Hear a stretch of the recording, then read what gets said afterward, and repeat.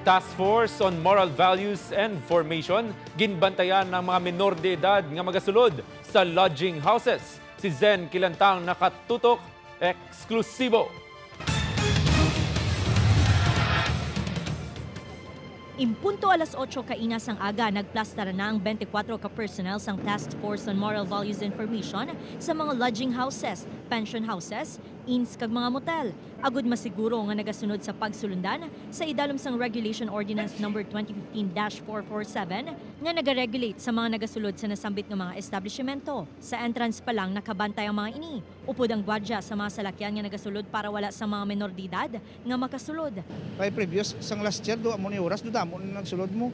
Subong ko do na tatak naman sa ilang every Valentine's ang Task Force sa Moral Values gabantay sa every lodging house. Gwa sulod ang taxi, private vehicle, may tricycle kag ang iba nagalakat na lang.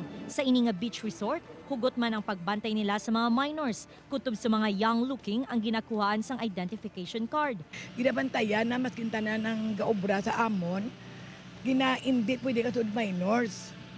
Kahit kung pasudlon yun na, may go man kami mo. Alas 10 kainas ang aga sang may nagtuyo nga magsulod ang duha ka menor de edad, agud mag-check-in apang ginpamalibaran sila nga makasulod. Sa initial report sang task force, duha ka taxi ang wala ginpasulod bangod may duha ka minors nga nakasakay.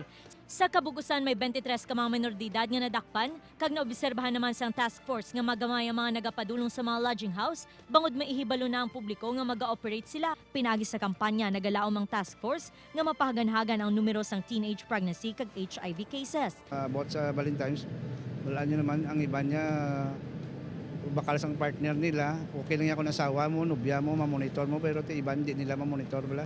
Sa isa kadlaw, ma-raise ang babae, kung kwao mo, 3, 4, hindi ka naka, kung negative sa mo, positive sa bala. Magapangatubang naman sang 5,000 ka pesos ang magalapas sa ordinansa. Sarang pa nga mapreso kag makansela ang business permit sang tag-iya sang establishmento. Pagatinguan naman sang task force nga maga-extend sila sa pagbantay, agud masiguro nga wala sang menor de edad nga makasulod sa mga establishmento.